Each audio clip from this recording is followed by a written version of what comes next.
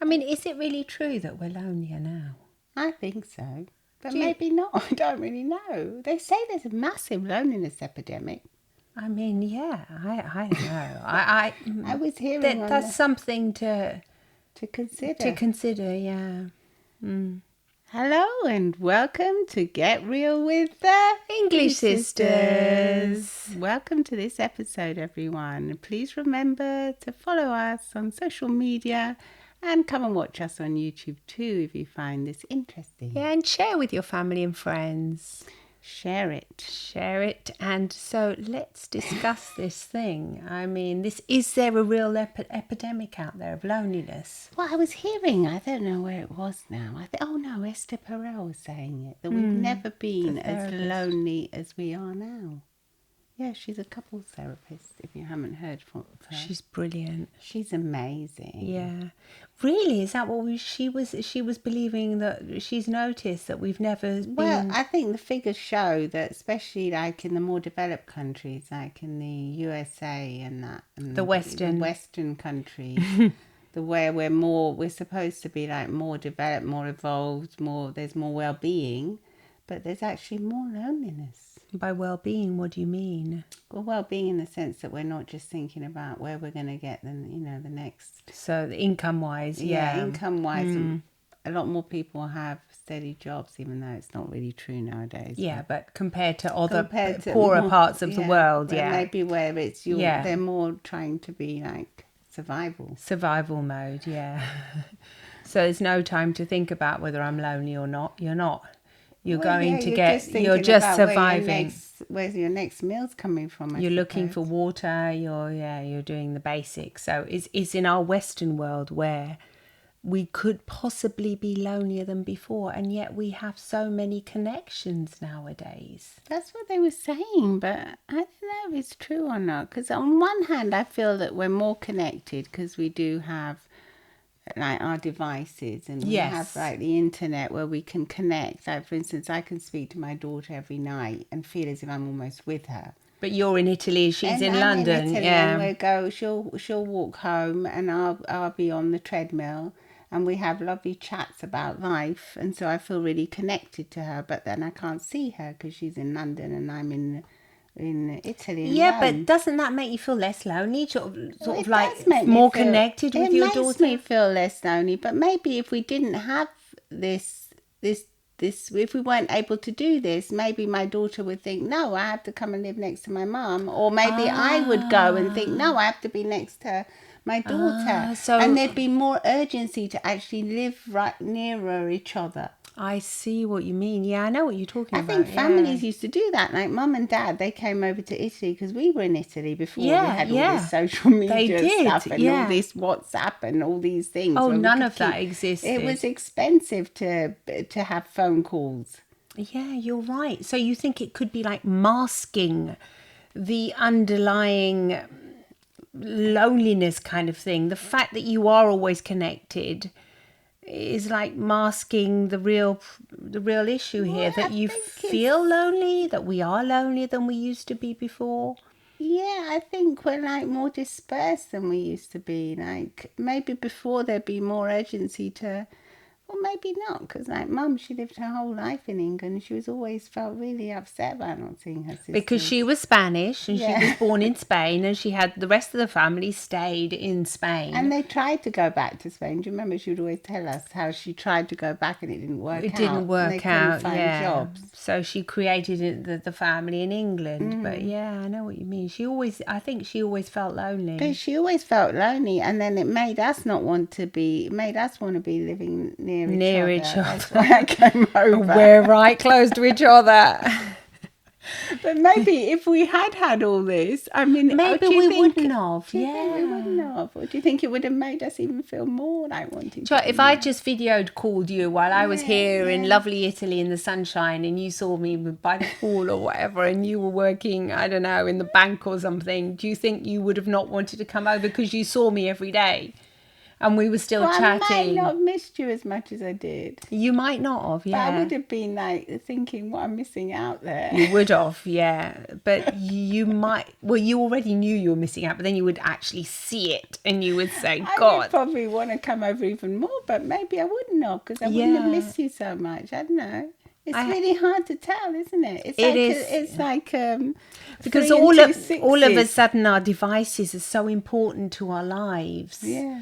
Sort of like you lose your phone. Oh my God, I've got all my contacts. Oh my God, I can't do that. I can't do that. It's like a big panic, You isn't have it? so many friends and acquaintances that you just speak to, but always virtually, really. It's always like either on a phone call or video call, Zoom. I mean, it was great in the pandemic because it's allowed us all to be like closer to each other than we could be, but it was pretty horrible. Like I felt really awful when I couldn't come and see you in person. That was awful. Yeah, I would never want to go through that again. No. So actually being It's just separated traumatic. from the family. It's Yeah. actually made us think we might even want to live closer to each other because Yeah, we 'cause actually live in different little villages. There's a 20-minute drive. So big But issue. when it was a pandemic, we were actually locked into our own little Little area. villages, and you weren't allowed out of the village. So we couldn't see each No, other. we Whereas could- people that were in the same village could see they each other. could go and visit. And Yeah, we were highly envious. we of were that, weren't envious. we? We thought, God, if we lived in the same village, we could go and visit. So you're going to buy a house down the road from me, aren't you? No, I don't know about that because I do love this house. You're trying to put suggestions in now. No, but I love your house too because you've got the pool. Yeah, and it's a bit warmer like the here summer because house, we're isn't like it? in like more countryside, and you're more like in the mountain area. Even though it's only 20 minutes away, you are still actually quite high up in the mountains. We are high up. You are, aren't you? And it gets colder there. And anyway, I mean, back to this I had to thing. put the fire on the other day. You After did? coming back from the beach, it was a bit of a shock. Oh, you poor thing. I Talk know, about it Western sounds problems. Yeah. It was chilly. I know. And you I can wonder feel if that you chill. People, yeah, do you feel when it gets chilly, do you feel as if your mood changes? I think that's for another podcast we're going to do. Because I don't like the chill.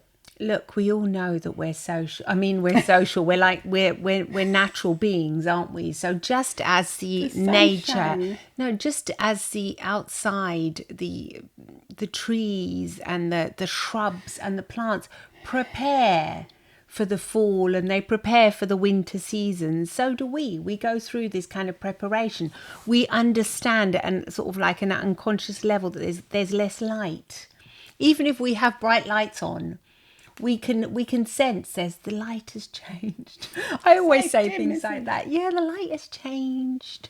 Seasons are changing, and there's that. It's going down. It's a bit of melancholy, you know. It's summer's you're a bit leaving. nostalgic, yeah. When this We time, do like the longer evenings.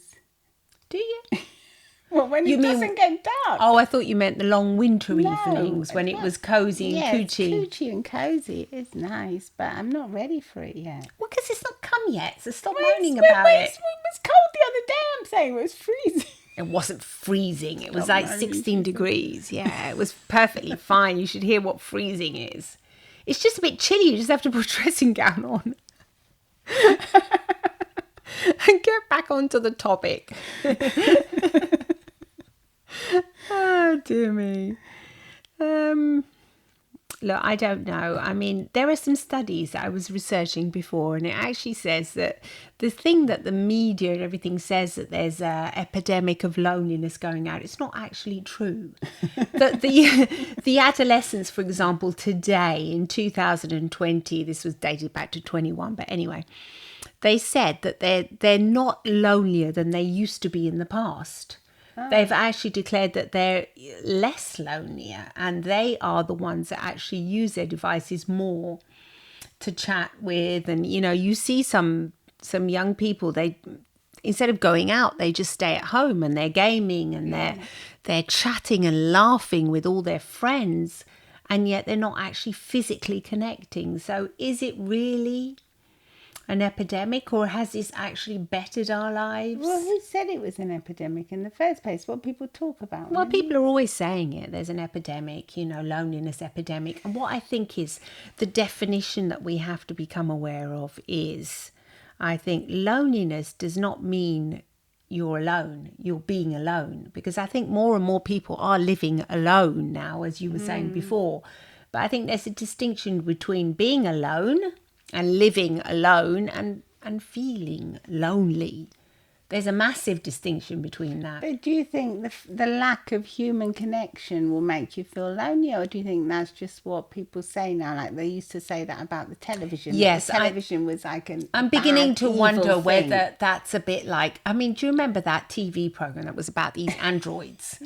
I've been like shocked by that. But anyway, it was supposed to be showing you the bad side, the evil side of this android and cybernetic future.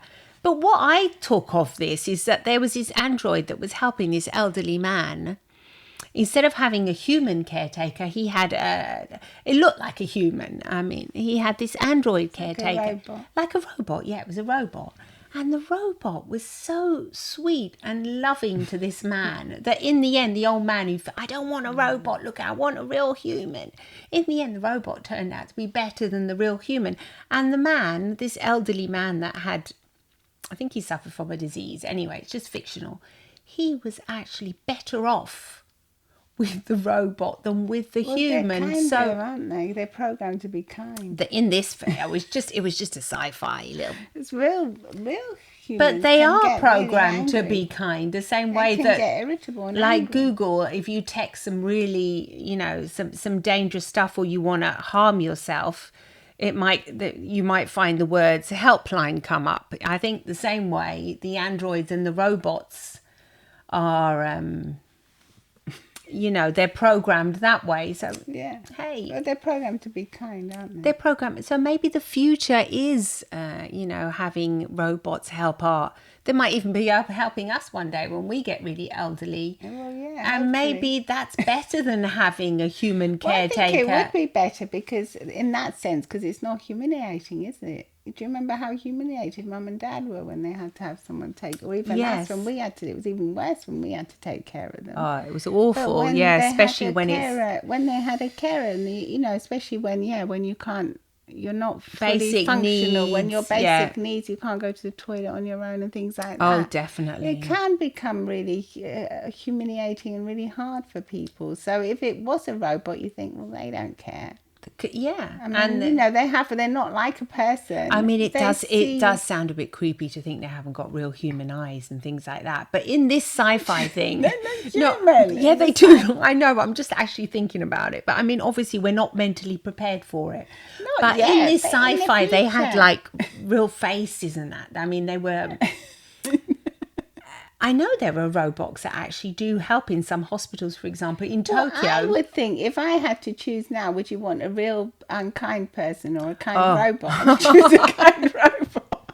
I'd have a kind robot, especially this one. It was called Peter and it was adorable. It was. Do you remember how much? I mean, Mum used to tell us these horror stories about when she was an auxiliary nurse, how horrible the nurses were at times for the elderly people. She used to work in an old people's hospice. And yeah, she would come back and actually she'd be traumatized. She'd be traumatized because she was the only. No, not the only. There was like one or two other nicer ones, but she said generally these poor old people would not be respected. Yeah. They were not treated in a respectful way. It's horrible. And that is, that's devastating. That's awful. That's also on the topic of loneliness. Before, people would have big families so that their families could take care of them. I know. That's why I was thinking about it, because I was thinking families would take care. What a burden for the family, though, as well. And now families are more like they don't actually live in these big, giant nucleus anymore. They're more alone. They live more alone. Yeah, before lots of people would take care of the non-needy older ones, the grandparents. The grandparents. So if one person was off at work, there'd always be someone else. Normally, the female figure would always be the one who would have to look after the elderly, because it was normally the male gender that would be working. But nowadays, it's not like that anymore. So it's everybody's working. So. Yeah. So do you think that the fact that everyone works now and has to work sort of to maintain their lifestyle, do you think that contributes to loneliness? That would contribute to older people being lonely, I think. No, I 'cause think there's no one at home. that's what I mean. I think adolescents and that are probably less lonely than before because of the connection they've got. But I think elderly people could be feeling lonelier, especially if they lose one of their loved ones because, you know, they've died and life happens, doesn't it? And so then in that case, I'm coming to the conclusion that a nice robot, you know, I mean, I don't know what you think about this, but honestly, the series I saw, that I wish I could remember it. I think some Japanese. It was a foreign thing, yeah. It was like it wasn't in English. Was it Swedish or something? No, I think it was more Danish. No, I can't remember anyway. I think it might have been Korean or Japanese or something. And yeah, that you were supposed to be seeing this creepy side of it because they had one evil one. But I mean, everything, I think it was a good glimpse into the real future that will come. I really do believe it will be like that. I don't think they'll have human faces. I think they'll be still more robotic, like the robots cartoons? like we have in the house now. Cute, fluffy things. No, they do have fluffy pets though at the moment in these Japanese hospitals, whereas they're not allowed real, and they actually give real pet therapy, and they say that when they give the patients these like pet cats, I think they've got, the cat will put, no, because they love cats in Japan, Really cute. yeah, the cats will be really cute and fluffy, and the patient heartbeat lowers, blood pressure lowers. They feel less lonely. They become very attached to these little pet robots. They're robots. So, I mean, of course you would become attached. I mean, I'm attached to my cushion. It doesn't say a word to me. I like my blanket. I'm attached to my on holiday. Yeah, I'm attached to my blanket. So why wouldn't we become attached to something that makes us feel good and in return produces emotions in us? It's only normal, isn't it? Absolutely. That's why little children like their toys. Exactly. Well, look, we're attached to our phones, aren't we? Is that, because why? Why are we attached? They're useful and they give us emotions. Yeah, I know. They allow us to connect. Well, what do you think? Are we lonelier, or do podcasts like this make us feel less lonely? I mean, I love listening to podcasts. Oh, I do as well. I feel as if I learn, and I do feel connected to the people. Like, I feel as if if I met Esther Perel, I would feel as if I would like soul spirit. Like know her, yeah. But do we really know? Do we really know? We don't. No. And all these friends that you think you have. So what do you think that does then? Do you think that does make us? Does it enrich us? It enriches us in one way, but in another way. In another way, you'd all hang out together, wouldn't you? And you get sick of each other as well. But you kind of learn from. I mean, like families that have big fights and things, wouldn't they? It causes a lot. Well, they still do. I mean, I can assure you, families still do have big fights. Yeah, but they don't see each other as much now, do they? No. In general. That's what I was saying. People do live alone a lot more than before. You live far away as well. You have friends in different places. You travel to work. You go. You fly. Come on. It's not. The world has got so much bigger than it used to be for all of us. It's expanded in so many ways that we're not, and the fact that we can have a video call from any part of the world does make us, sometimes it's horrible though if you really miss someone and you just can't touch them on the screen. I find it almost frustrating, like if I've ever been away from my husband and I see him on a screen and I can't actually touch him, I almost don't, it's annoying, but I suppose you get used to it. If you have to, you get used to it. These long distance relationships, they have to do that. It's good for you in the end. It's good, yeah. It's good for you to be apart. Really? That's a short period. For short periods, it's good for the relationship. But if you have a long distance relationship, it's good that you can actually see and talk to the person as well and get in touch with them. But I know what you mean. It can be frustrating. I think there's that part of frustration because it's like not real. It's just It's like It's what not people 3D said yet. about the Yeah. pandemic and all these Zoom meetings and that. They said, yeah, they're good, but it's not like real meetings. But sometimes real meetings can be really boring.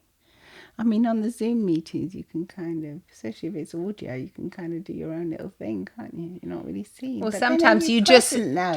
look presentable, then the are you top half, present and now, then the bottom really? half you got your You're pajamas kind of on. not. You're half present. You're again. half there and half not there. Whereas if you're in real life, people can say, hey, what's going on with you? You feel the entire experience around Yeah. you, don't you? You share. You Normally, have to you share the share. moments of joy, the moments of boredom, the moments of... You share a beverage, a real thing together. You're both in one room, actually drink it. What are you laughing at? Just thought it was funny, the beverage. Yeah, that came out. That was rather odd. But because, I mean, whatever it is, whatever country you're in, you're sharing something, something that you can actually touch and physical, and like sharing a meal together, a meal. Yeah, That's like, quite a if big someone deal. chokes, you can actually tap them on the... Oh my God, you're so dramatic. I don't Can't mean if you? they choke. But if they're in the other room, what do you do?